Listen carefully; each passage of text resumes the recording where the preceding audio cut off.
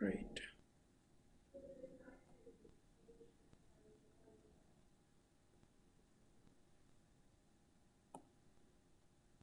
I'll share my screen with you guys.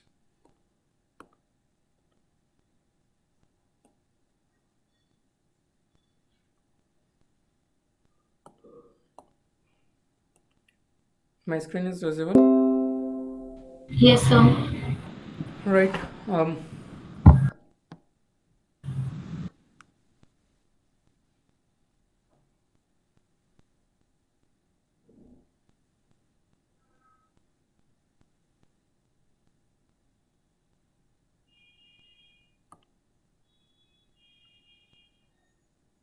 हमने ये वाला क्वेश्चन देखा था राइट कल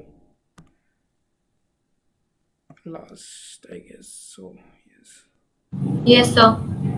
21 3 20 वाला क्वेश्चन देखा था कल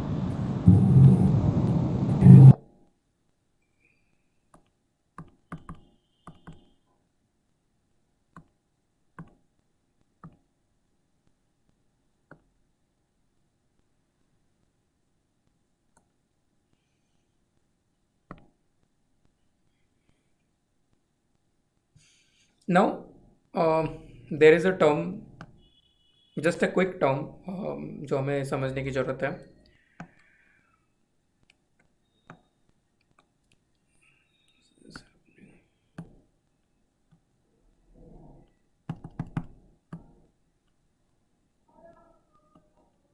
लेट मी रीओपन दिस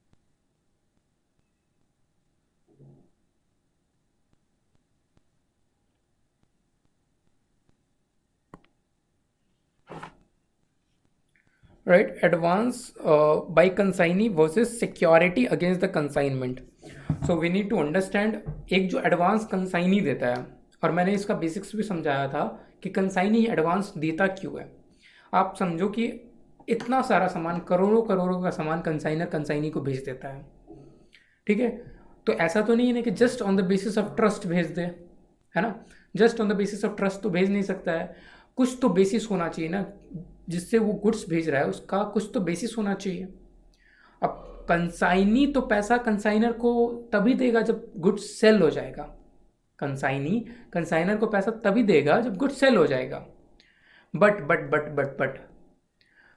जब तक सेल नहीं हो जाता है फॉर द सेंस ऑफ कि कुछ अमाउंट भेज दो नॉर्मली क्या होता है कि कंसाइनी को भेजा है और ये एक काइंड ऑफ अगर एश्योरिटी है कि वो सामान बिक जाता है मतलब एक ट्रेडिशन है कि मैं कंसाइनी को सामान भेजता हूँ तो वो नॉर्मली बिक जाता है तो कंसाइनी को भी टेंशन नहीं है कि मेरे पास सामान आ रहा है तो ये तो बिक ही जाएगा उसके लिए कंसाइनी भी एडवांस दे देगा तो it's a win win situation for both consignor and consignee ठीक है तो ये तो एडवांस बाई कंसाइनी है तो क्या बोल रहा है generally the goods consignor insist the consignee for some advance payment insist मतलब वो जिद करता है बोलता है कि भैया तुम कुछ एडवांस दे दो मुझे है ना for the goods consigned at the time of the delivery of goods ठीक है वो बोलता है कि कुछ एडवांस पेमेंट दे दो और जो एडवांस पेमेंट है वो किसके अगेंस्ट एडजस्ट होता है वो आपने अकाउंट्स भी बनाया कंसाइनमेंट अकाउंट वगैरह बनाया कंसाइनी अकाउंट वगैरह बनाया तो उसमें एडवांस पेमेंट को एडजस्ट करते हो कि नहीं करते हो हाँ जी सर करते हैं है ना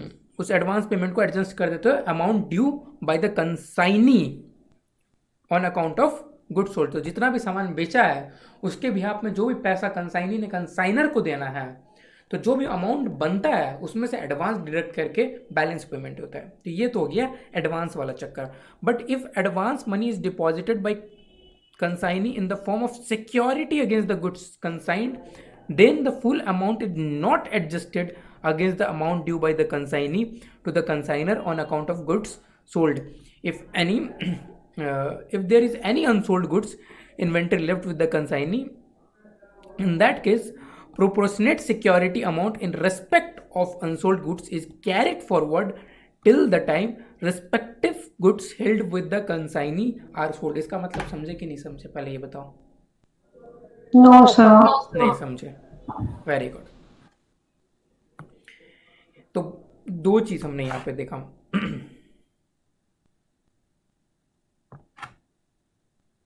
कॉन्सेप्ट है हमारा नया,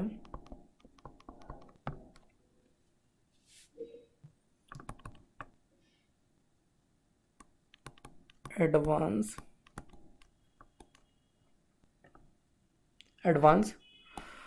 बाय कंसाइनी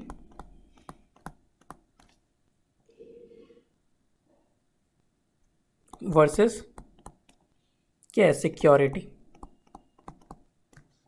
ये भी कंसाइनी देगा,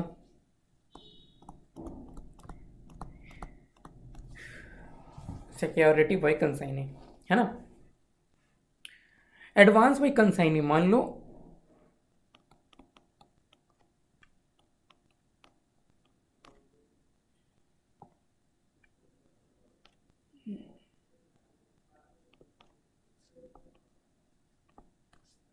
सो बेसिकली इसमें दोनों में डिफरेंस क्या है समझो। 1000 क्वांटिटी ऑफ गुड्स आपने भेजा है, ठीक है, 1000 क्वांटिटी ऑफ गुड्स आपने भेजा है कंसाइनी को, ठीक है, कंसाइनी को 1000 क्वांटिटी भेजा है। अब हुआ क्या, 1000 क्वांटिटी के अगेंस्ट आपने क्या दिया था, एडवांस 50,000 रुपये का एडवांस भी दिया था। कंसाइनी ने कंसाइनर को 50,000 का एडवांस दे दिया था। I am really sorry for this little miss.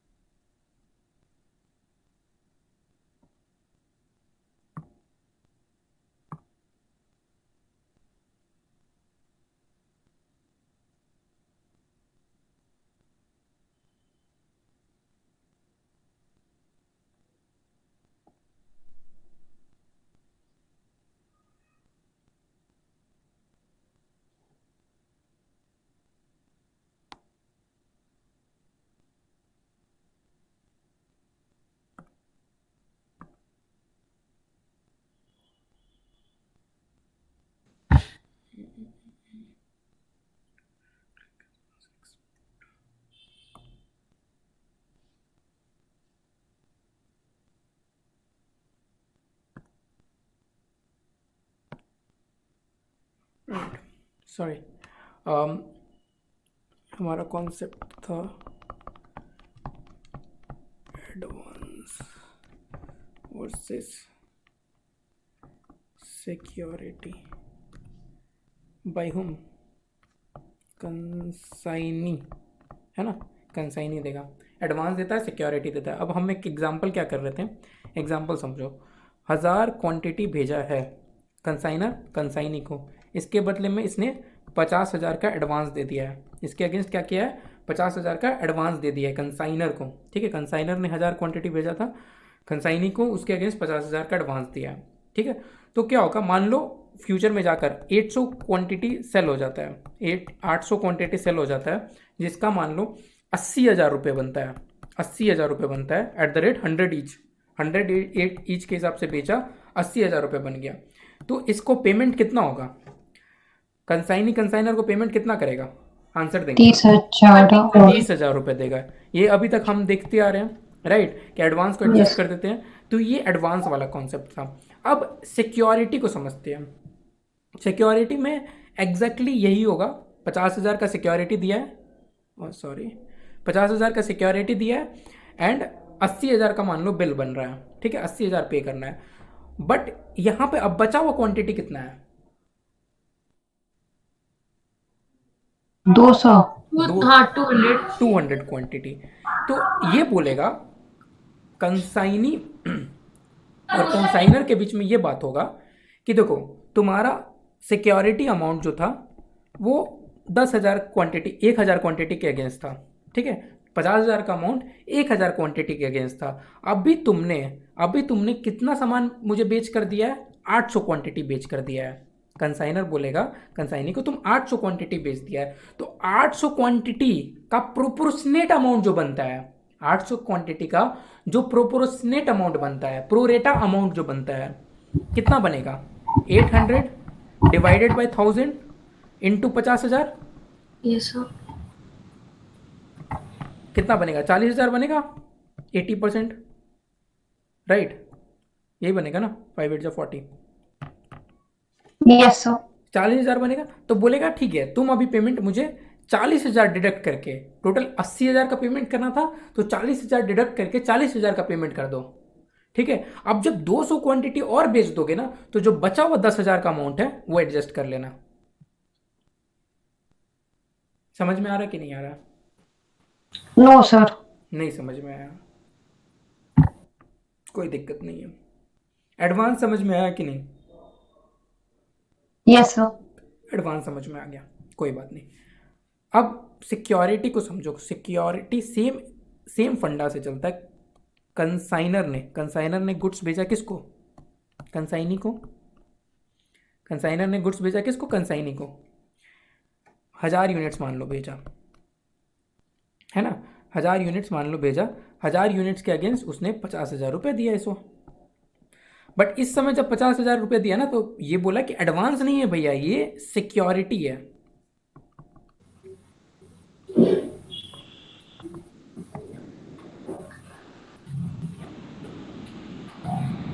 Security का मतलब जानते हो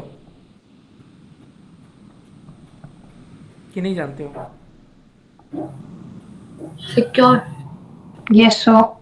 जैसे घर भाड़ा वगैरह लेते हैं, चाहे तुम लोगों के शॉप वगैरह अगर रेंट पे है, तो वहाँ पे भी पापा लोग से पूछना कि उसके अगेंस्ट भी सिक्योरिटी देना पड़ता है कि कल को शॉप में कुछ तोड़ फोड़ हो गया, कुछ डैमेज हो गया, तो हम तो सिर्फ नॉर्मल रेंट पे करते हैं। अगर कल को कोई डैमेज वगैरह हो गया, तो वो एडिशनल सिक्योरिटी का अमाउंट पे करना पड़ता है और उसमें से वो डिडक्ट कर लेता है।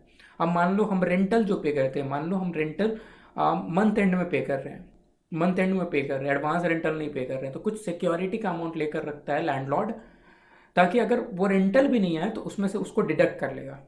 ठीक है, इसी को बोलते हैं सिक्योरिटी। ये देना पड़ता है, और इनफैक्ट बड़े बड़े शहर में तो बहुत बड़ा बड़ा अमाउंट देना पड़ता है। जैसे मैं बैंगलोर में जब मैं रह रहा था, तो फ्लैट लेना was very difficult for me. जब मैं आर्टिकलशिप कर रहा था, मेरा 25,000 रुपये स्टाइपेंड आता था KPMG से।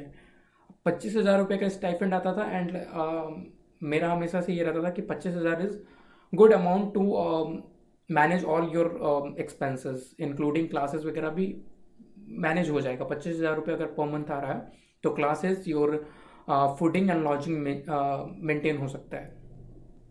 अब बट मेरे लिए एक चैलेंज क्या था, वहाँ पे 1.5 लाख रुपए सिक्योरिटी डिपॉजिट ही देना है पड़ता है। और मुझे कभी भी usually I don't prefer staying in PG, क्यों? PG में एक छोटा सा रूम दे देते हैं, उसमें एक छोटा सा बेड दे देते हैं, मतलब बिल्कुल वो वाली फीलिंग आती है। किसी हॉस्पिटल में आपको एक बेड मिल गया, उसमें आप रह रहे हो, और रूममेट भी, मतलब you can't choose your own roommate, right?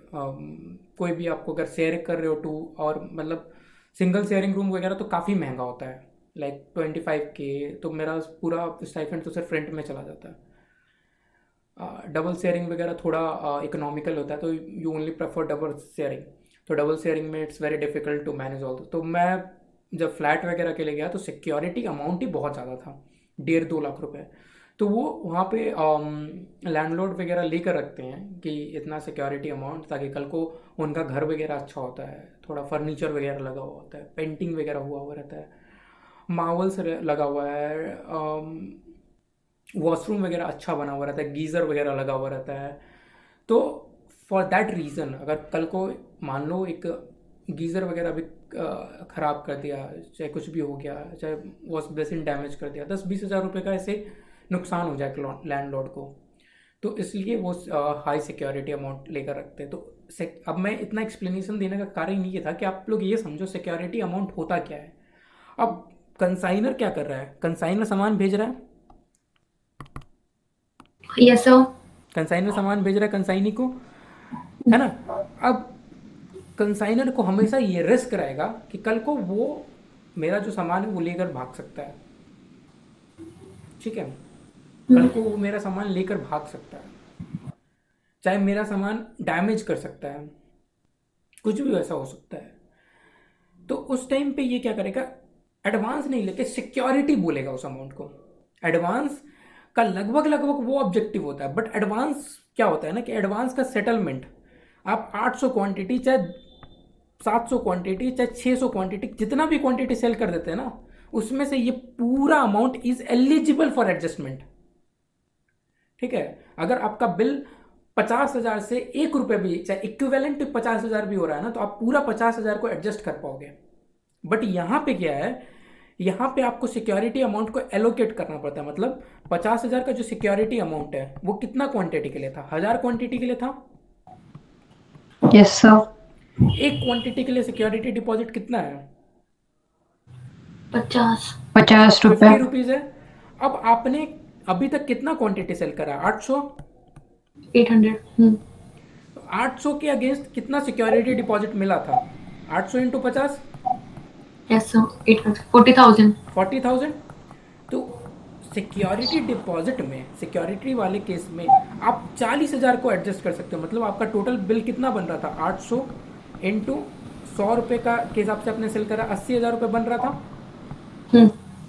तो आप 80,000 में से 40,000 रुपये को सेट ऑफ कर सकते हो, और बचा हुआ 40,000 पेमेंट करना पड़ेगा।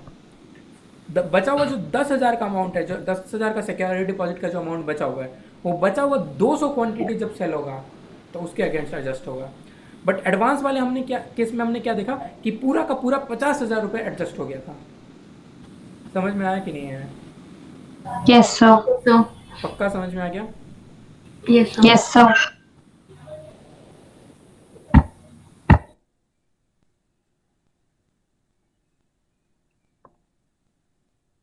तो यहाँ पे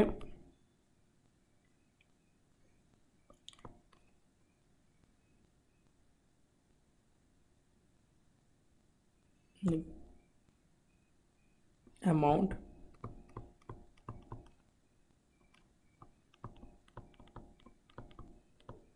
एडजस्टेबल अगेंस्ट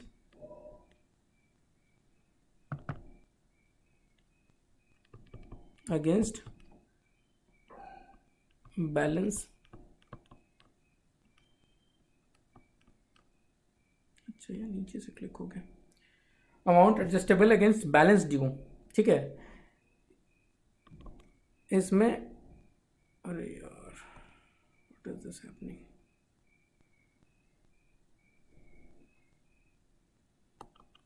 इसमें 100% एडवांस,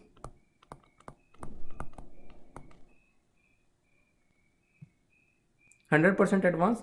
बट सिक्योरिटी वाले केस में security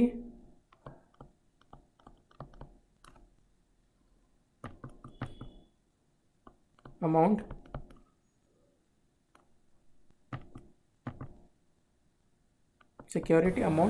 into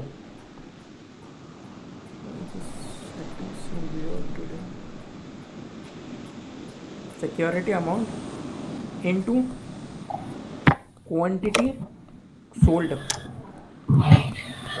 divided by security amount into quantity sold divide by total quantity. ये फॉर्मूला समझ में आया कि नहीं आया? Yes, sir. Yes, sir. तो ये सब भी आप लोग को फॉर्मूला वगैरह बना सकते हो। ये बुक में नहीं था ना फॉर्मूला, बट हमने बना लिया। अब ये समझने में के लिए ईजी है ना कॉन्सेप्ट को, कि इसमें अमाउंट जो एडजस्ट होगा वो 100% एडवांस अमाउंट को आप एडजस्ट कर सकते हो। बट सिक्योरिटी के केस में सिक्योरिटी अमाउंट जितना था into quantity sold divided by total quantity, तो आपका इससे 40,000 का अमाउंट आ जाएगा, 100% में 50,000 आया। ठीक है, ये आप इसको स्क्रीनशॉट ले लो, चाहे आप नोट डाउन करना चाहते हो, जो भी करना चाहते हो करो। और जब भी आप लोग को लगे कि कोई एग्जाम्पल इंक्लूड करना है, तो एग्जाम्पल भी नोट डाउन कर लिया करो, क्योंकि हो सकता Yes, है sir. अभी आप लोग को समझ में आ जाए, बट आप लोग को जब पढ़ना पड़ेगा, वापस से रिवीजन करना पड़े, तो हो सकता है ना समझ में आए। आई एम सॉरी, थोड़ा मेरा लैपटॉप आज क्यों ना क्यों वियर्ड एक्ट कर रहा है।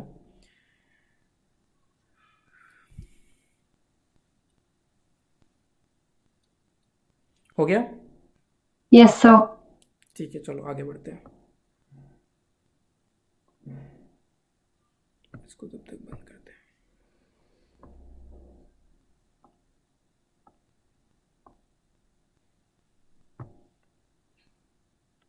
अब ये इलस्ट्रेशन नंबर 5 है ना। बोल रहा Miss Rakhi consigned 1000 radio sets costing 900। Miss Rakhi consigned 1000 radio sets costing 900 is to Miss Geeta. ठीक है। On 1 July Miss Rakhi incurred following expenditure on sending the consignment। ठीक है। Miss Rakhi incurred following expenditure on sending the consignment। उसमें क्या है, 7650 का freight है, 3250 का इंश्योरेंस है। ठीक है, फ्रेट और इंश्योरेंस है। उसके बाद Miss Geeta received a delivery of 950 radio sets. अब देखो कितना रेडियो सेट भेजा था? 1000 1000। 900 रुपये के हिसाब से 900 रुपये, 1 second sorry, costing 900 to Miss Geeta. उसके बाद ये एक्सपेंसेस था 950 का, मतलब कहीं ना कहीं 50 रेडियो सेट्स गायब है। ठीक है,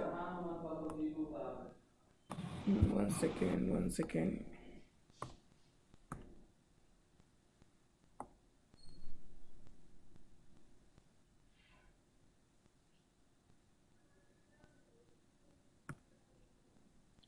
Sorry for the disturbance.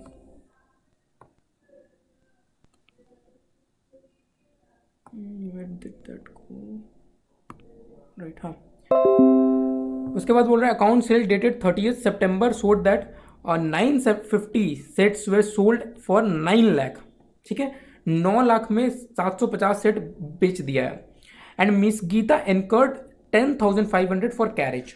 ठीक है, मिस गीता कौन है? कंसाइनी ने 10,500 का खर्चा इनकर किया। कंसाइनर ने फ्रेट एंड इंश्योरेंस इतने का इनकर किया। 1000 रेडियो सेट्स था, 900 के हिसाब से भेजा गया था। ठीक है, उसके बाद क्या बोल रहा है, 6% का कमीशन है on the sales affected by her. She incurred and expenses amounting to 2500 for repairing the damage radio sets remaining in the inventories. अब देखो 2500 रुपया जो इनकर किया गया, जो डैमेज हो गया था ना रेडियो सेट्स, उसको रिपेयर करने में 2500 रुपया इनकर किया। किसने इनकर किया? कंसाइनी ने इनकर किया है। उसके बाद बोलती है मिस राखी जो कंसाइनर है lost the claim with insurance company which was admitted at 35,000। ठीक है, राखी ने एक क्लेम लॉन्च किया इंश्योरेंस कंपनी के एंड उसको 35,000 रुपये का क्लेम भी मिल गया।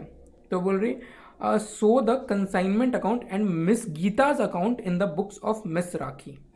ठीक है, कंसाइनमेंट अकाउंट बनाना है एंड मिस गीता कौन है? कंसाइनी। तो कंसाइनमेंट अकाउंट बनाना है और कंसाइनी अकाउंट बनाना है, कंसाइनमेंट एंड कंसाइनी। बट बनेगा किसके बुक्स में? कंसाइनर के बुक्स में बनेगा, है ना। Miss Rakhi is a consignor. तो ये थोड़ा अच्छा क्वेश्चन है, थोड़ा बहुत मसाला है इसमें, अच्छा क्वेश्चन है एंड इसको देखते हैं। तो यहाँ पे पहले तो क्वेश्चन को अंडरस्टैंड करते हैं। 1000 रेडियो सेट्स था, 900 के हिसाब से गया है, तो कॉस्ट 900 है।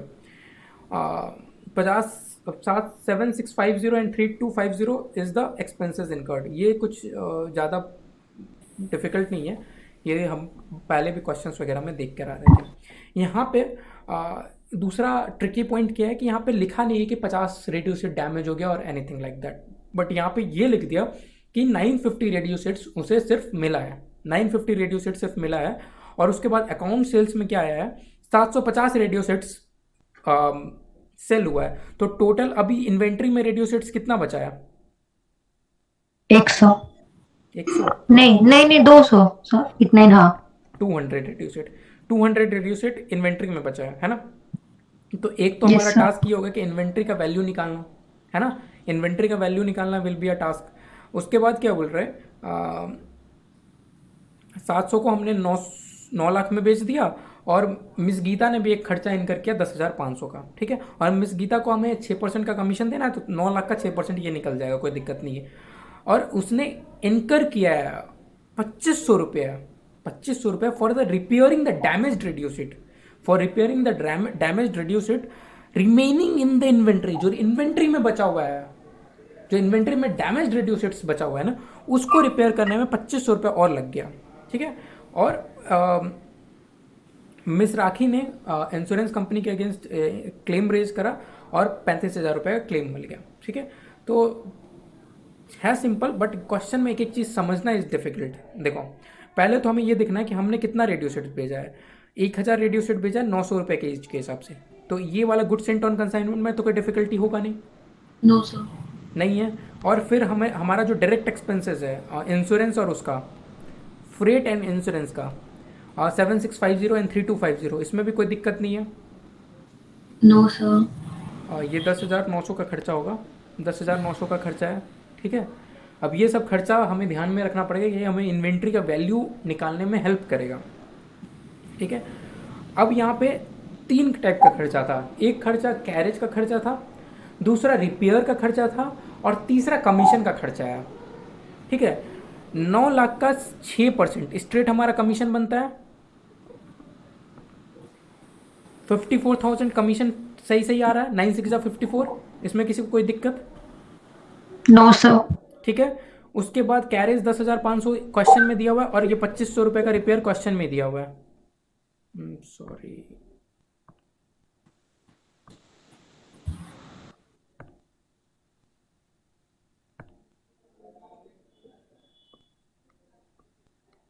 है ना। टोटल हमारा 67,000 रुपये बन रहा है, यहाँ तक कोई दिक्कत नहीं है ना। अब हुआ क्या, यस सर।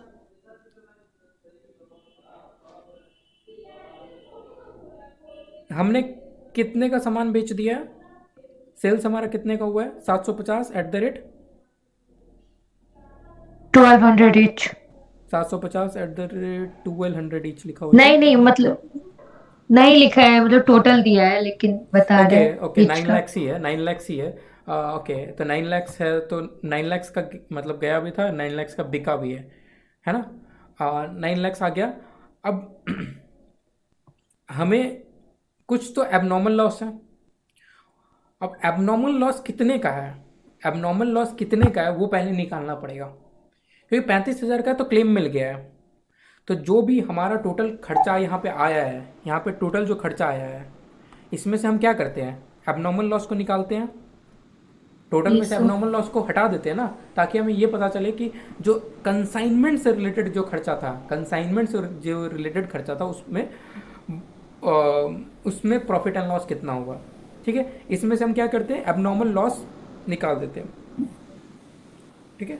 तो एबनॉर्मल लॉस में भी अगेन 2 पार्ट्स है। कुछ एबनॉर्मल लॉस हमारा रिकवर हो चुका है, कुछ एबनॉर्मल लॉस रिकवर हो चुका है, इंश्योरेंस कंपनी हमें पैसा दे दिया है, और कुछ एबनॉर्मल लॉस एक्चुअल में एबनॉर्मल लॉस होगा। हमें क्वेश्चन में था कि नहीं, 35,000 का हमें क्लेम मिला है, राखी ने, कंसाइनर ने क्लेम लॉन्च करा और 35,000 रुपये मिल गया, ठीक है। यहाँ तक किसी को कोई डाउट? No sir. अब यहाँ पे ये ट्राई करो कि एबनॉर्मल लॉस कैलकुलेट करने का ट्राई करो। एबनॉर्मल लॉस कैलकुलेट करने का आप लोगों के पास 1-2 मिनट है, ट्राई करो एबनॉर्मल लॉस कैलकुलेट कैसे करोगे।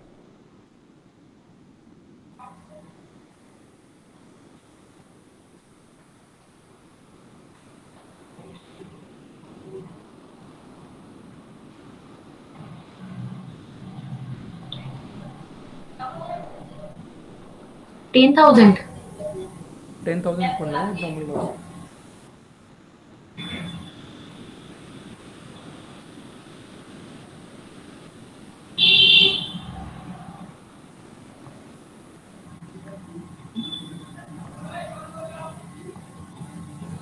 उसके बाद कौन सा कॉन्सेप्ट है, इलस्ट्रेशन सी।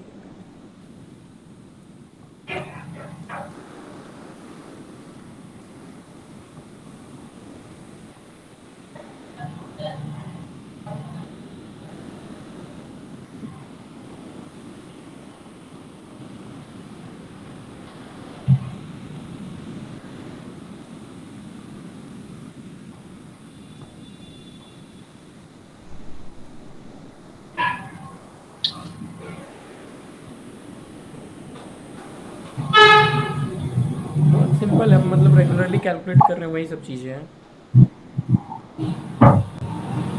बट यहाँ पे टाइमिंग वाला इशू है।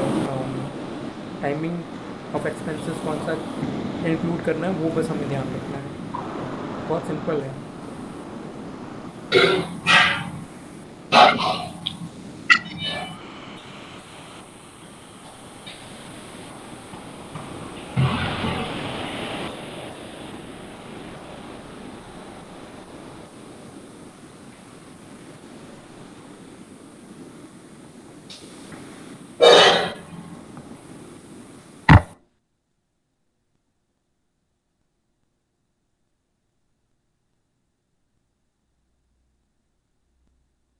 देखो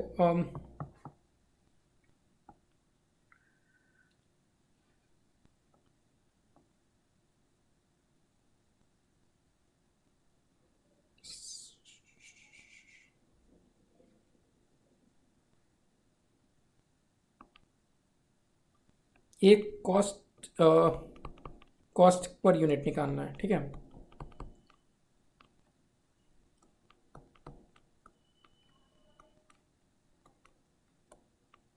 कॉस्ट पर यूनिट निकालना है। परचेज कॉस्ट कितना था, परचेज प्राइस 900. 900 था, ठीक है। कैरेज एंड फ्रेट हमारा 10,900 का है। Freight and Yes, sir. Insurance, sorry, freight and insurance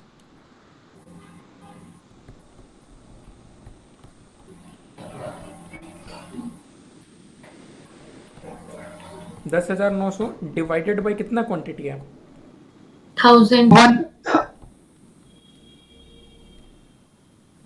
1000 quantity है ना। तो कितना बन रहा है,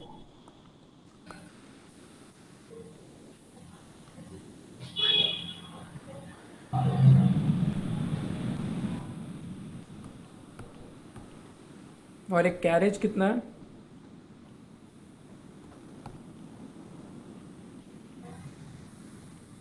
10,500. 10,500।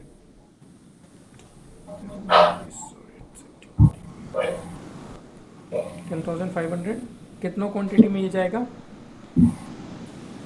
कितना क्वांटिटी में जाएगा, 950. 950। कितना बन रहा है पर यूनिट। अच्छा ये मैंने यू पर यूनिट गलत निकाल दिया ना, 1090 थोड़ा ना होगा, 10.9 होगा ना। और ये कितना बनेगा पर यूनिट, 11.052. 052. 11.005 कर देते हैं हम, ठीक है। ये बनेगा। Yes, sir. Yes, sir. अब देखो जो एबनॉर्मल लॉस में गया है, ये दोनों गया होगा एबनॉर्मल लॉस वाले में, Yes, sir. क्योंकि कैरेज तो जो अमाउंट जो गुड्स रिसीव हुआ उसका गया है कैरेज, जो कंसाइनी ने पे करा है। तो ये सिर्फ दोनों इंक्लूड करेंगे, जो एबनॉर्मल लॉस में जो रास्ते में गायब हो गया जो सामान। तो 910.9, ठीक है, 910.9 को कितने से मल्टीप्लाई करना पड़ेगा, 50 से। Yes, sir. So,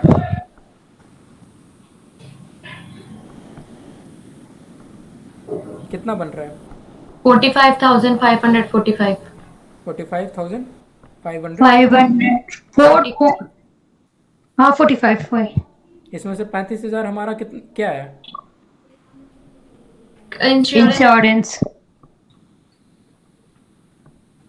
हमारा जो नेट बन रहा है 10,545। Yes, sir. यहाँ पे देखो 10,545 आ गया, 35,000 हमारा यहाँ पे गया, ठीक है। दूसरा टारगेट क्या है, इन्वेंट्री का वैल्यू निकालना है। इन्वेंट्री का वैल्यू निकालो। अब मैंने तुम्हें हिंट दे दिया है, यहाँ पे हिंट है। इन्वेंट्री का वैल्यू क्या निकलेगा, 200 यूनिट्स हमारे इन्वेंट्री में बचा हुआ है।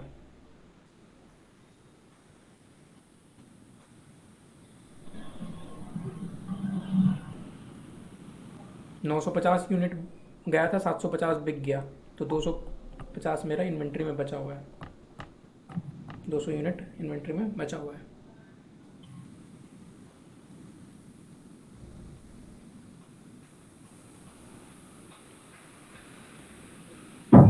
निकल पाएगा। Yes, sir. एक second. Yes, sir. ट्राई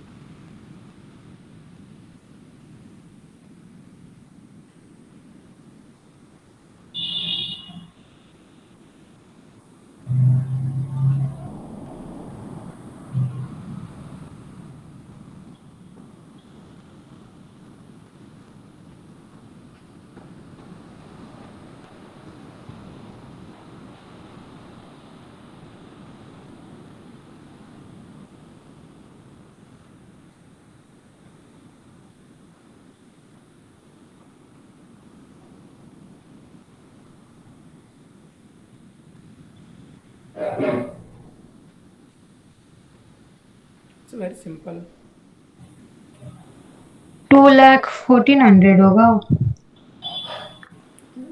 हाँ तो कैसे करें? पता है, मतलब 200 से वो किए हैं सबको, 200 बचा हुआ है ना इन्वेंट्री। 200 इन्वेंट्री बचा है, मल्टीप्लाई बाई मल्टी 9, सब ना जोड़ना पड़ेगा जो, पता नहीं। तो कितना बन रहा है ये सब जोड़ने के बाद? 900 प्लस 54.5 प्लस 54.5 52.5। कहाँ से लेकर आए?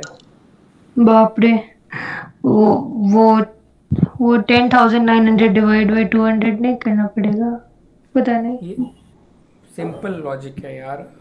200 से क्यों डिवाइड करोगे? मैंने यहाँ पे पर यूनिट कॉस्ट निकाल दिया कि जो भी अच्छा, खर्च। हाँ हाँ, 10.9 इंटू 200, 2,000, हाँ हाँ हाँ, 2180, उसके बाद इतना मुझे करना, इतना 11.05। लंबा नहीं करना। तीनों को ऐड करो, पहले पहले तीनों को ऐड करो।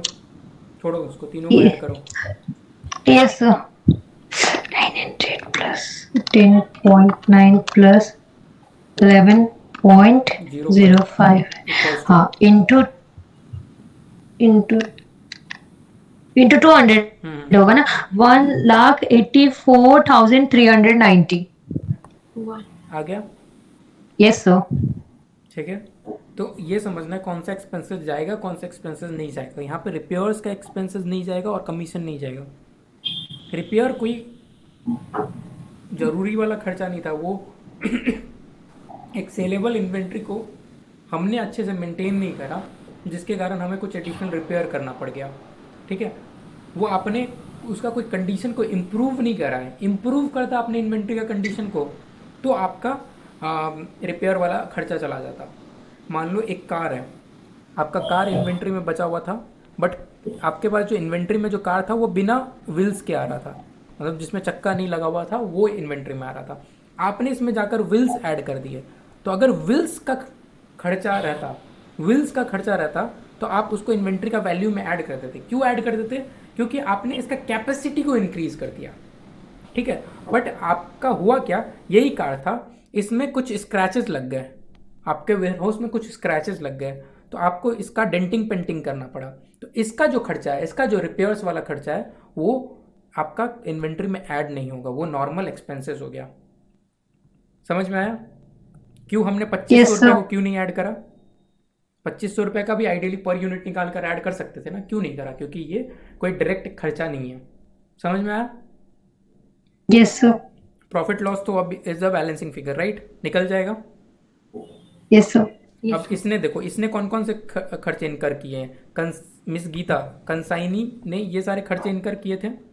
तो कंसाइनर अकाउंट में मेरा क्या हो जाएगा? कंसाइनर अकाउंट में ये सारे पेबल के हिसाब से आ जाएंगे। ठीक है।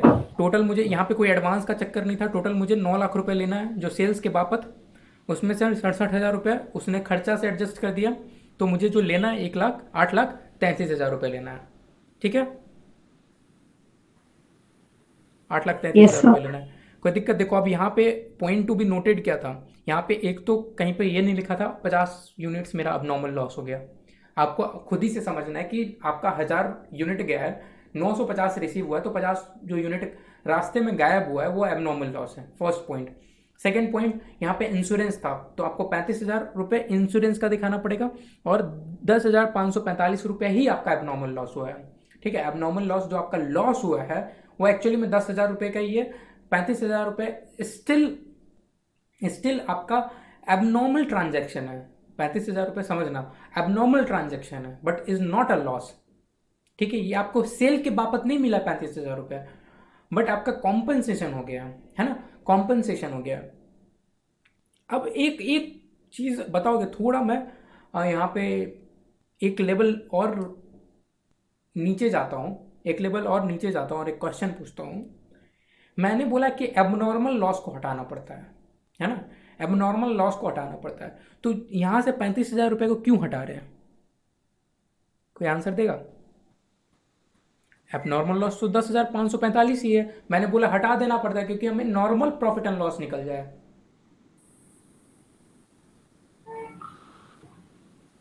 बताओगे? क्वेश्चन नहीं समझा। क्वेश्चन ये है कि मैंने क्या बोला है, कंसाइनमेंट अकाउंट में से, कभी भी कंसाइनमेंट अकाउंट में से मैं एबनॉर्मल लॉस को हटा देता हूँ ताकि मेरा नॉर्मल प्रॉफिट एंड लॉस निकल जाए, और एबनॉर्मल लॉस को निकाल कर मेन वाला प्रॉफिट एंड लॉस में जाकर डाल देता हूँ ताकि वहाँ पे प्रॉफिट एंड लॉस सही दिखे। बट यहाँ पे कंसाइनमेंट अकाउंट से मैं सेपरेट कर देता हूँ, कंसाइनमेंट अकाउंट से मैंने दफ़ा कर दिया, ठीक है।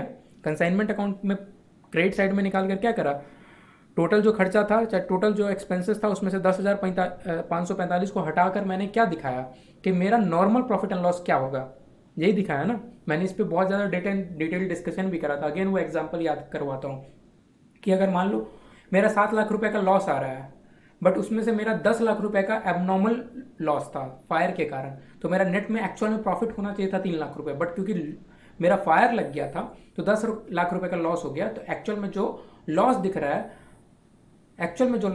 है, 7 लाख माइनस 10 लाख, 3 लाख रुपए का लॉस दिख रहा है, ठीक है। तो मुझे एक्चुअल प्रॉफिट एंड लॉस दिखे, उसके लिए मैं एबनॉर्मल लॉस को एड बैक कर देता हूँ। एबनॉर्मल लॉस को मैंने यहाँ पे क्या करा, एड बैक वापस से अकाउंट में डाल दिया 10,545 को, ठीक है। तो मैंने क्या बोला, सिर्फ एबनॉर्मल लॉस को हटाना है। तो यहाँ पे इंश्योरेंस कंपनी वाला 35,000 को क्यों हटा रहा है? क्योंकि वो एबनॉर्मल लॉस में भी वो लेस होता है ना। वेरी क्लोज, थोड़ा, बट एक्सप्लेन नहीं कर पाऊँ मैं, मतलब अगर ठीक है मैं टीचर हूँ तो मैं, क्योंकि मुझे पता है आंसर तो मैं समझ पा रहा हूँ कहीं ना कहीं थोड़ा, बट कोई भी नॉर्मल पर्सन नहीं समझ पाएगा। तो जब हम एबनॉर्मल लॉस निकालते हैं तो उसमें हम लोग इंश्योरेंस भी तो लेस करते हैं ना। राइट राइट, एक्चुअल में तुम सही जा रहे हो। सो बेसिकली यहाँ पे ये है कि जो भी प्रॉफिट एंड लॉस निकलेगा उसमें जो 45,545 वाला जो अमाउंट है, 45,545 का जो अमाउंट है, that is an abnormal transaction, ठीक है। ट्रांजैक्शन अमाउंटिंग टू 45,445, ये दो जो टोटल है 45,445 का एबनॉर्मल ट्रांजैक्शन है, जो कि हर एक पीरियड में रिपीट नहीं होगा। क्या ये दो अमाउंट हर एक पीरियड में रिपीट होगा? No sir. नहीं होगा रिपीट। तो इसलिए ये दोनों को, तो मेरा कहने का मतलब एबनॉर्मल लॉस सिर्फ नहीं हटाना है, किसी भी तरीके का एबनॉर्मल ट्रांजैक्शन है, किसी भी तरीके का एबनॉर्मल ट्रांजैक्शन है, वो आपको हटाना है। समझ में आ रहा है? Yes sir. ठीक है। तो ये एक लेवल नीचे, वैसे अगर मैम नहीं भी डिस्कस करता तो आप लोग सेम ही ट्रीटमेंट करके आते, बट आपको कंसेप्चुअली अब पता है कि इंश्योरेंस को क्यों लिख रहे हैं यहाँ पे 35,000 रुपये।